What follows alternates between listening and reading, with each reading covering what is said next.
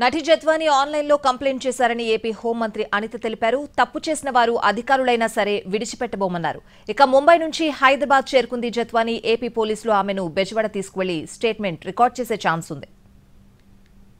ముంబై నటి కాదంబరి జత్వాని వ్యవహారంపై విచారణ వేగవంతమైంది. ఈ కేసులో విజయవాడ క్రైమ్ ఏసీపీ స్రవంతిని విచారణ అధికారిగా నియమించారు. కొందరు ఐపీఎస్ అధికారుల పాత్ర ఉందని వస్తున్న ఆరోపణలపై సమగ్ర విచారణ జరిపి నివేదిక ఇవ్వాలని బెజవాడ సిపి ఆదేశించారు. నటి జత్వానీపై వేధింపుల కేసుని ఏపీ ప్రభుత్వం సీరియస్ గా తీసుకుంది. ఆమె నుంచి ఆన్లైన్లో ఫిర్యాదు తీసుకోవాలని, ప్రతి అంశాన్ని క్షుణ్ణంగా దర్యాప్తు చేయాలని సీఎంఓ ఆదేశాలిచ్చింది. తనకు తన కుటుంబ సభ్యులకు రక్షణ కల్పించాలని జత్వానీ కోరింది. బాధితురాలు ఆన్లైన్లో ఫిర్యాదు చేశారని, అండగా ఉంటామని హామీ ఇచ్చామన్నారు హోంమంత్రి అనిత.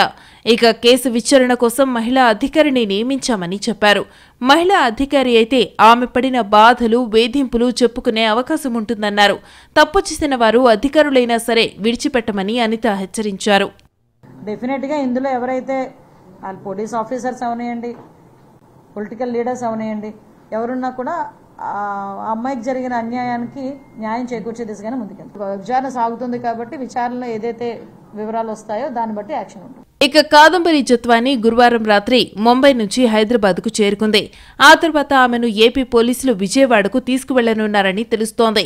వేధింపుల వ్యవహారానికి సంబంధించి ఆమె స్టేట్మెంట్ను రికార్డు చేసే అవకాశం ఉంది.